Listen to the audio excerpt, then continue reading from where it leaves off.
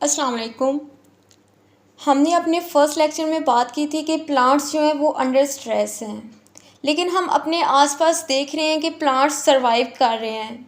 हालांकि वो स्ट्रेस में होंगे, लेकिन फिर भी वो सरवाइव कर रहे हैं। मींस कि जब प्लांट्स के ऊपर स्ट्रेस आया है तो वो कुछ ऐसी चीज़ें हैं जो कि उनको अडॉप्ट करेगा और सरवाइव कर रहा है। तो हमारा आज का टॉपिक भी इसी बेस पे है कि common responses of plants to stresses, या फिर हम कह सकते हैं सर्वाइवल स्ट्रेटजीज ऑफ प्लांट्स। अब एक प्लांट जो है वो सर्वाइव करता है ना, उस बेसिस पे हम पौधों को 3 हिस्सों में डिवाइड कर देते हैं।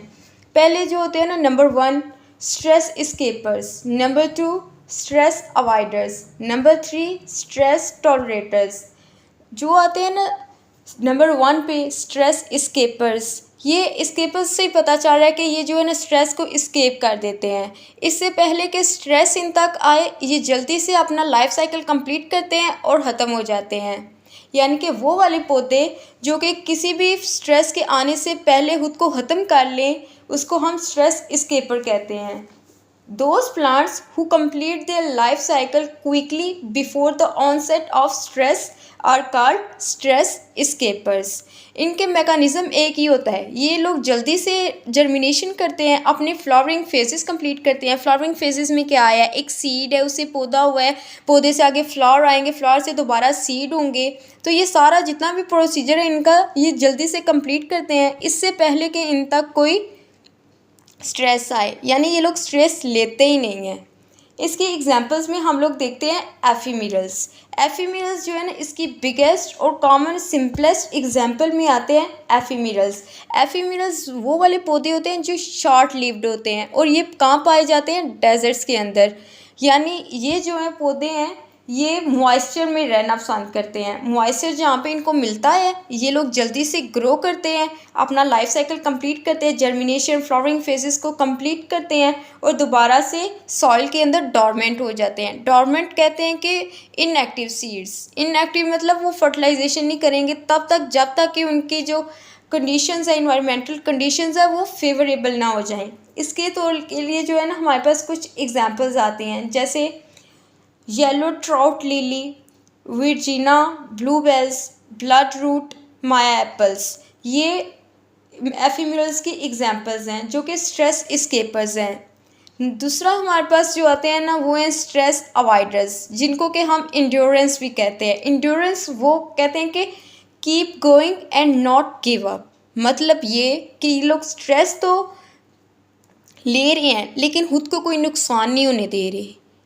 यानी वो वाले पौधे जो कि अपने अंदर फेवरेबल कंडीशंस बना लेते हैं। बेशक उनके जो बाहर के हालात हैं ना, वो अनफेवरेबल हैं, लेकिन इंटरनली वो खुद को इस तरह से मेंटेन कर लेते हैं कि बाहर का जो भी हालात है उनके ऊपर असर नहीं करते। यानी कि हम कह सकते हैं कि these plants maintain a favorable internal status despite the unfavorable external environment.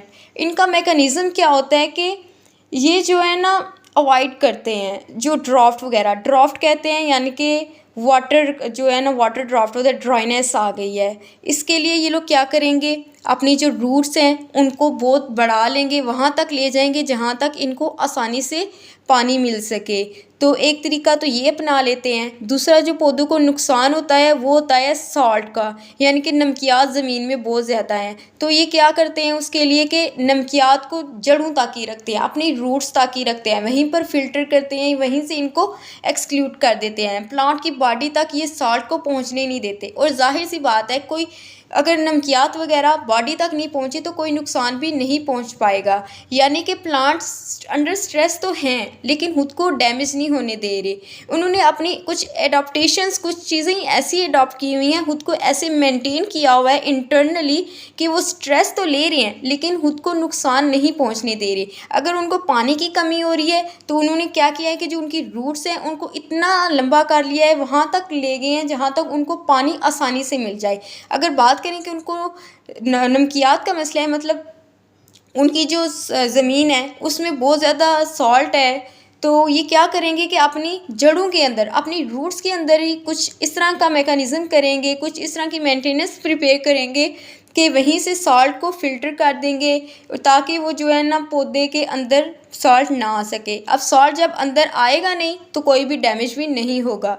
तो ये स्ट्रेस अवॉइडर्स हैं जो कि स्ट्रेस को ले तो नहीं है लेकिन डैमेज नहीं होने दे रहे। इसकी एग्जांपल्स के तौर पर हमारे पास जो है ना आते हैं कैक्टस। कैक्टस जो है ना ये जो होते हैं ना, अब हम कहते हैं कि पानी की कमी हुई है तो ये क्या करते हैं कि अपनी उस कमी के तौर पे ना वाटर को स्टोर कर लेते हैं अपनी स्टेम्स के अंदर।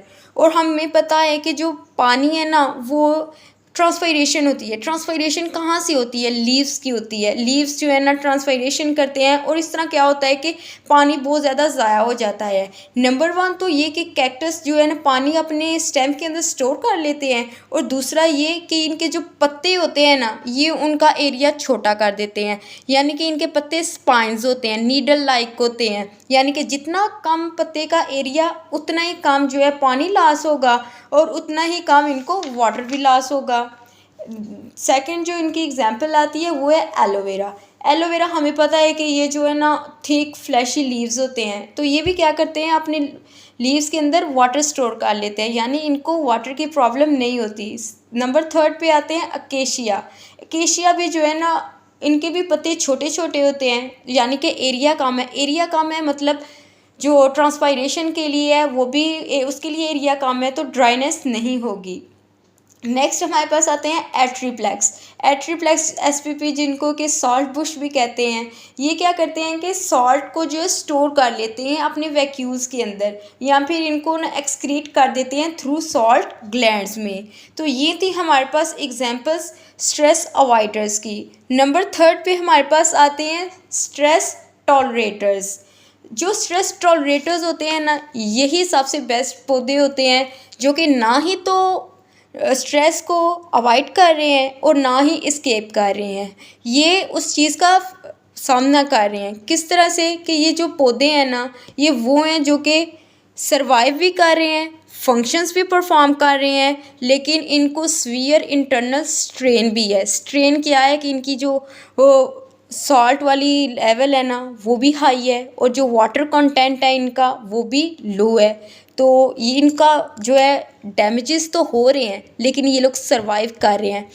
अच्छा, इनको इंटरनल हम स्ट्रेटजीज़ में कह रहे हैं कि इनको इंटरनल स्ट्रेन तो है लेकिन ये स्ट्रेन होने के बावजूद सरवाइव भी कर रहे हैं। तो जाहिर सी बात है कि ये कुछ ना कुछ ऐसा मैकेनिज़्म चला रहे हैं खुद को मेंटेन करने के लिए कि स्ट्रेस ने इनको इंटरनली डैमेज कर दिया है लेकिन फिर भी ये सरवाइव कर रहे हैं। किस तरह से कर रहे हैं कि सबसे पहले तो ये कि इनकी ऑस्मोटिक एडजस्टमेंट, ऑस्मोटिक्स कहते हैं साल्ट को, यानी कि जो उनकी जगह है जहाँ पर ये उगे हैं अगर वहाँ पर सॉल्ट है ना तो ये लोग क्या करते हैं कि सिंथेसाइज करते हैं, एक्यूमुलेट करते हैं high concentration of compatible salutes को। सल्यूट्स हमें पता है कि ये सब्सटेंसेस होते हैं जो कि डिज़ोल्व होते हैं सॉल्वेंट के अंदर और सॉल्यूशन बनाते हैं, यानी कि एस्मोटिक एडजस्टमेंट्स किस तरह से होती है कि ये लोग कंपैटिबल सल्यूट्स बनाते हैं। और सल्यूट्स हमें पता है कि किस तरह से बनते हैं, पानी के अंदर इन लोगों ने डिज़ोल्व होना होता है,